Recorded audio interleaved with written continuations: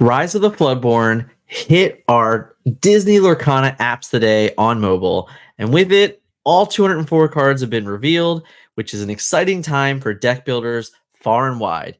Whether you're new, whether you're a beginner, whether you're a competitive player, we're going to give you 14 cores today that can be your starting point in deck building for Rise of the Floodborn. Let's get into it. Disney Lorcana packages core deck building blocks, groups of cards that form a cohesive portion of a deck strategy, points the cards towards a common theme, deck building towards a deck instead of simply a collection of good cards, forms the basis of the deck but does not answer all of the deck's weaknesses. Each ink color has multiple sub-themes that these packages address.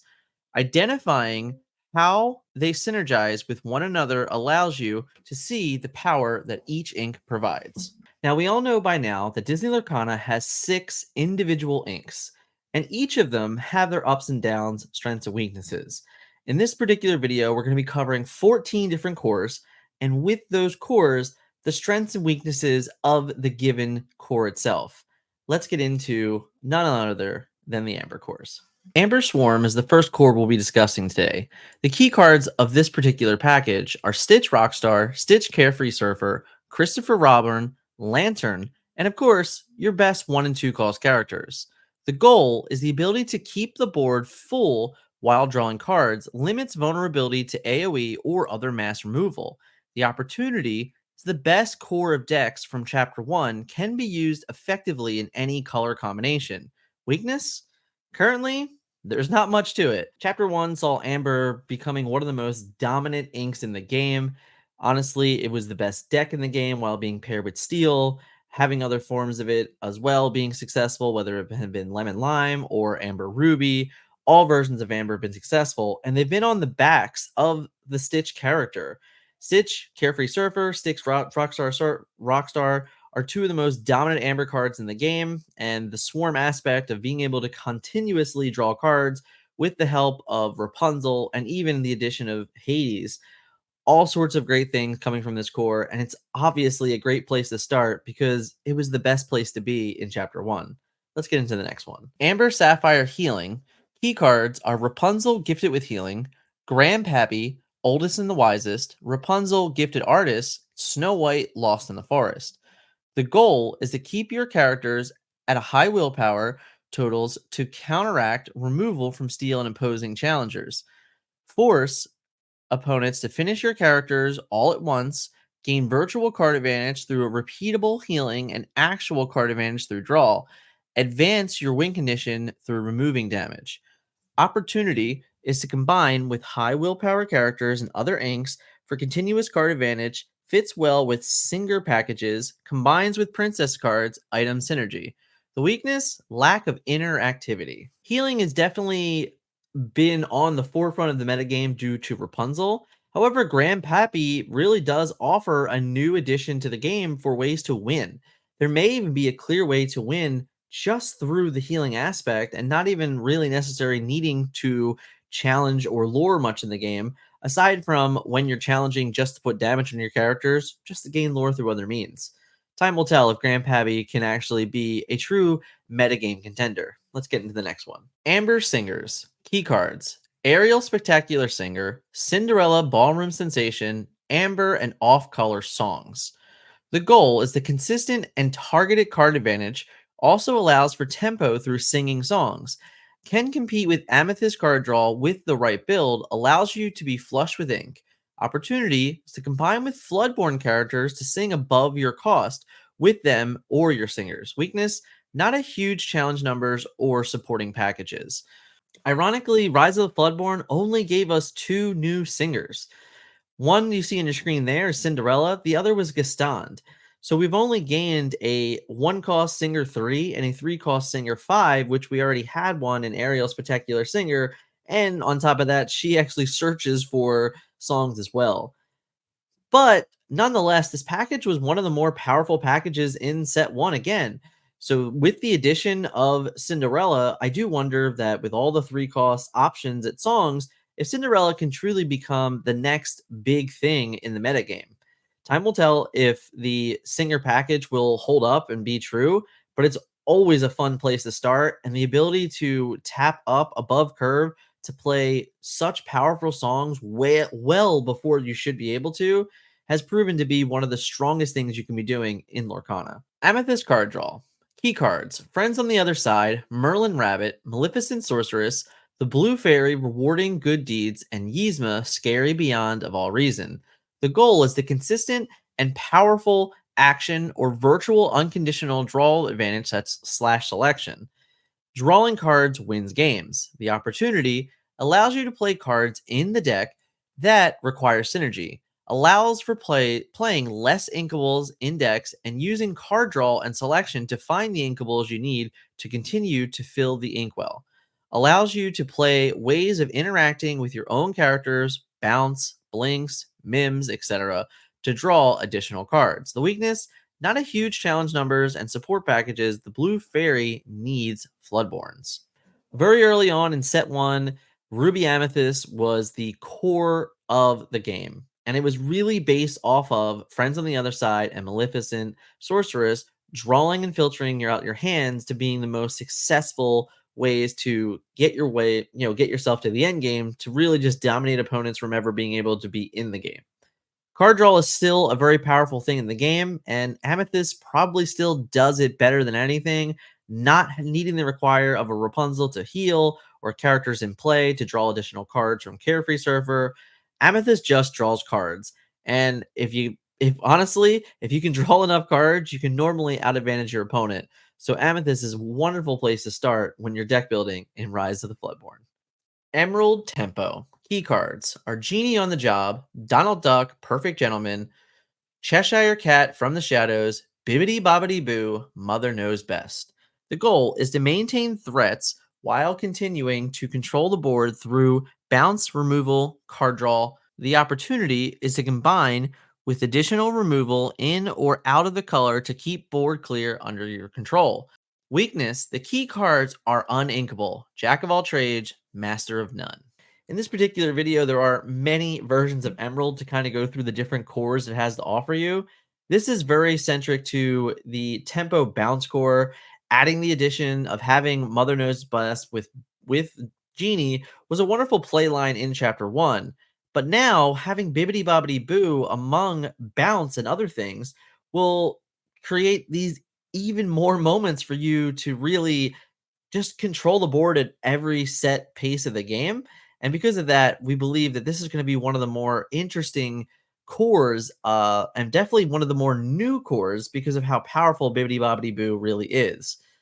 Cheshire Cat has a perfect way to kind of just prevent your opponent from ever really being in the game in the late game when paired with certain inks. All in all, I think this one really goes to Bibbidi Bobbidi Boo, and it's definitely a card that I am most excited to be playing come this weekend after opening Rise of the Bloodborne. If you're enjoying this video so far, please do me the favor of hitting that like button. If you're new to the channel, you like the information, hit that subscribe for me, and let me know in the comments what decks you're looking forward to building first. And if any of these cores in this video is something that you really enjoy and would like to see a deck list on them, then you should probably join the Discord and become a part of our community, as we will be releasing all sorts of decks in the coming days. Emerald Aggro. The key cards are Flynn Rider, Charming Rogue, various 5-cost 3 lore characters, Beast Relentless, and Enchantress, the Unexpected Judge. The goal is constant, consistent pressure on the opponent at all stages to the mid game. The opportunity is to supplement with ways of the game not dragging out, combined with Cogsworth for protection from steal. The weakness: low willpower, low board interaction. A constant issue for Emerald and a theme through Rise of the Floodborn spoilers was uninkables. And that's going to be a real core issue in this game for this particular deck. I believe it has all of the power that it needs to be successful. However, you might have games really kind of being problematic just based on your mulligan. If you end up with too many high cost cards or too many uninkables in your hand, you're going to be forced to ink whatever you have just to be able to get to a position in the game that you feel comfortable. But this is a powerhouse of abilities. 5-cost Emerald cards are undeniable, and they are in many. We'll have to see which ones end up rising to the top to being the most successful. But realistically, Emerald is just a wonderful place to start in Rise of the Floodborn. Emerald Discard. Key cards are Lucifer, Bucky, Bibbidi Bobbidi Boo, Daisy Duck Secret Agent, Prince John, and Hypnotize. The goal is incremental card advantage through playing your normal game while stripping opponent's hand. All cards are win conditions in addition to hand destruction. Combine with draw to keep the flow of inkables. Do not need to play a critical mass of discard, just enough to keep your opponents from being able to interact with your board.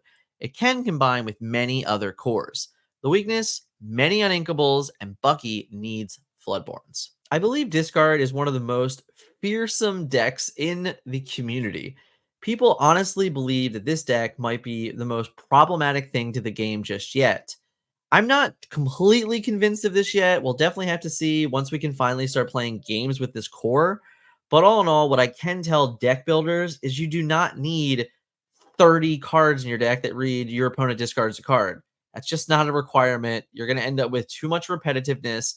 You need to find the number that is comfortable with to getting your opponent off their cards really honestly when you want them to. So if you don't care if your opponent has cards on turns 2 and 3, then you don't necessarily need to be committed to always making them discard those cards very early.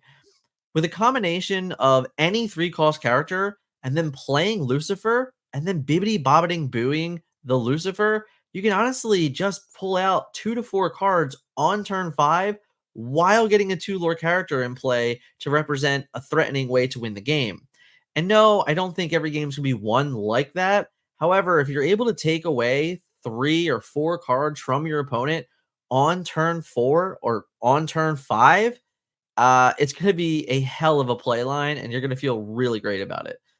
But all in all, I think Emerald Discard is definitely one of the more potential problematic cores in the game. We'll have to see if it ends up really being that powerful or if it's just kind of a nuisance. Strength buff. Weird name for a core, but the key cards are Alice, Glowing Girl Support, Pete, Bad Guy, the Queen, Commanding Presence, Pain and Panic, and Improvise. The goal is to trade board control elements into fast, large questing numbers. Combine with board control to allow these characters to continuously quest. Weakness, low board interaction, needs buff to consistently stay around. Alice Growing Girl is one of the more interesting characters that were revealed in Rise of the Floodborn. Having the ability to give all of your characters support and then having the alternative ability of getting her to 10 strength, giving you an additional 4 lore for a 5 lore character on a 3 cost is quite interesting. Having combinations with cards like the Queen, another very interesting combination for ways to quickly achieve the potential of having a 10 cost character for 5 lore on a 3 cost. Now, granted, her 1/4 stats aren't the greatest thing ever, could be problematic, but the idea that you can buff in the game now through Amber means or through Emerald means, along with having certain points of removal to keep these characters around for additional or even just bodyguards, if you're able to continuously find ways to buff these characters to the numbers they're supposed to be, might be a really fun and interesting way to play Disney Lorcana. Definitely something different than what we were used to in Chapter 1. So for me, if you're looking to try something new, if you're really trying to embody what Rise of the Floodborn might be trying to offer, then picking up Pain and Panic and Pete and Pain and Panic and Alice might be a wonderful place to start out, and you never know what might come of this particular core. Ruby removal. The key cards of this are Be Prepared, Dragonfire, Maleficent Monstrous Dragon, Teeth and Ambitions, The Most Diabolical Scheme, Lady Tremaine, Imperious Queen. The goal is to control the board through pinpoint and massive removal. If your opponent has no characters, can they win? Opportunities to combine with card draw to get large characters and abilities and not fall behind on lore. Combine with early game removal with rush characters, for an example, for removal throughout the curve and villain synergy. Weakness, characters have low lore values on their own and many uninkables. Lady Tremaine, Imperious Queen, was a Floodborn that was revealed as of this morning through the app. It, in my opinion, is one of the best cards to be revealed in the last 50, and it's absolutely a character that I was not totally prepared for. This core was one of the most dominant cores in the game for a good portion of the Chapter 1 metagame. It eventually developed into a potential new deck in Amber Ruby that didn't get as much love as an Amethyst Ruby did. But this character in that deck and this core in that deck only works to its favor. Cards like Teeth and Ambition, being able to fuel your Rapunzel, it's just a never ending process of how much better that deck might actually be in set 2. But nonetheless, Ruby removal will probably find its home in just about any ink combination, and I'm sure people will thoroughly enjoy just removing every single character your opponent plays. Challenge for value. The key cards are Shere Khan, Menacing Predator, the Queen of Hearts, Sensing Weakness, Scar, Vicious Cheater, Donald Duck, Not Again, Maui, Hero to All, Gaston, Arrogant Hunter, Aladdin, Heroic Outlaw, and Dinner Bell. The goal is incremental card advantage and tempo through playing large, reckless characters who can trade easily and up the curve. Now there are multiple cards that make challenging profitable from lore gain and card gain. The opportunity is to combine withdrawal to keep the flow of inkables. Removal will allow your characters to often get favorable trades, and Dinner Bell allows for massive card advantage in the mid game. Weakness, it's slow to close out a game without lore gains and needs could potentially need card draw. Amethyst or Amber seem like a fine pairing. Shere Khan, Menacing Predator, and honestly, Donald Duck Not Again are two very remarkable characters from Rise of the Floodborn that might really introduce a kind of a new way to win the game. In all honesty, Aladdin Heroic Outlaw was the first of its kind to really alter the way that lore totals were. Now, Ruby's going to be able to do that through so many different means. And not only are they going to be able to gain lore, but because of Queen of Hearts, they might also just be able to draw cards. If every time your character challenges an opposing character, you gain one lore and draw one card, that's a really good line of play. So definitely things that I'm excited for. And it also really does work very well with the removal package. Ruby did shape out to be pretty good here. They got some very good cards on the final day of reveals for Rise of the Floodborn. Let's get into the next one. Sapphire Ramp's key cards are Belle, Strange but Special, Grandma Tala, Mickey Mouse Detective, One Jump Ahead, and Fishborn Quill. To keep your inkwell fully stocked, you can use Ramp and Pocito card draw so you do not have to ink every turn, or get way ahead to inks to play a large character or actions earlier than on curve. Bell is a great payoff. Sapphire now has its own large characters, so your choice of secondary ink is up to you. Opportunities are to combine with card draw to get large characters and abilities outside of on color, combined with early game removal with the use of rush characters, or for removal throughout the curve. Weakness, drawing too many enablers and not enough payoff, though Bell does help with this. Sapphire Ram honestly didn't see a ton of love in Chapter 1. Amber Sapphire ended up being one of the better decks in the game, but it was still very underplayed because of its cost. And Amber Steel had its fun games to be had, but really did have a lot of issues with some of the more better decks in the game, so it also didn't see much love. But Ramp has plenty of new options and win conditions in honestly in Chapter 2. So we'll have to see if we can finally get some actual payoff from all the ramping that you can do in Sapphire. Let's get to the next one. Sapphire Advantage. Key cards: Hades, Infernal Schemer, Cogsworth, Grandfather Clock, Gaston, Intellectual Powerhouse, and Robin Hood, Unrivaled Archer. The goals are Sapphire's payoff cards, often adding threats to the board with built-in card advantage or abilities to massively influence the board. Opportunity can be the payoff for any color. Weakness, lots of uninkables. The Sapphire Advantage cards are quite similar to the Ruby control cards. Through these cards and the advantages, you can find lots of ways to continuously remove characters from the board or give your particular characters even more staying power to create even more card advantage. However, the amount of uninkables in this deck really start to get high depending on your pairings, so you might have to be a little careful with what you truly decide on. And honestly, uninkables might be the biggest factor here. I'm not sure if you're ever going to have enough card advantage to play 18 to 20 to maybe even 22 uninkables in this particular combination, but time will tell. In all honesty, Sapphire's editions of cards like Astan, of cards like Grandfather Clock, really are going to be ambitious uses for multiple different strategies within Chapter 2. Steel Control. Key cards. Tinkerbell, Giant Fairy, Grab Your Swords, Smash, Let the Storm Rage On, and Chief Bogo, Respected Officer. The goal is to control the board through pinpoint or massive removal. If your opponent has no characters, can they win? Opportunities are to combine with card draw to get large characters and abilities and not fall behind on lore. Combine with large lore characters to close the game out forms a complementary basis for other packages. Weaknesses: steel characters have lower lore values on their own. Ward, gigantic problem, and a lot of these are uninkables.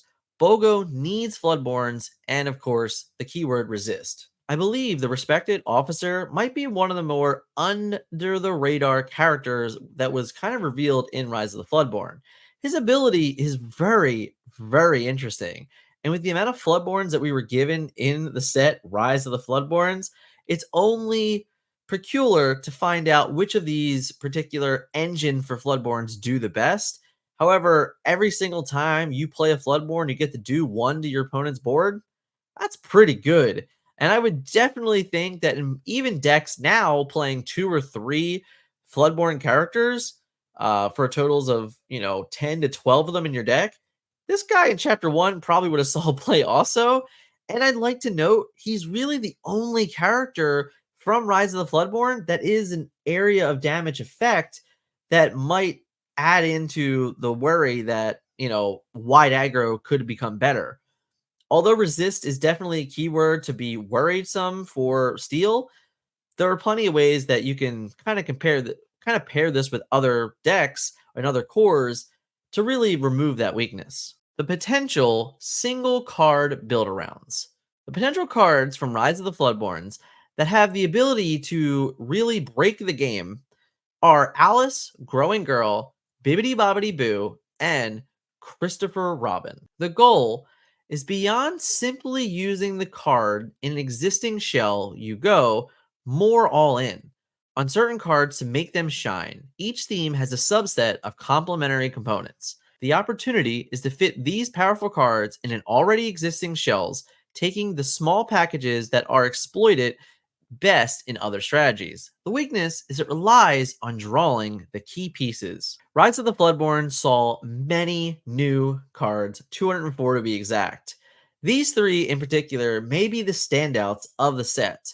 Now, much like some of its counterparts from set 1, some will end up being powerhouses in the metagame, while others might end up not being good enough.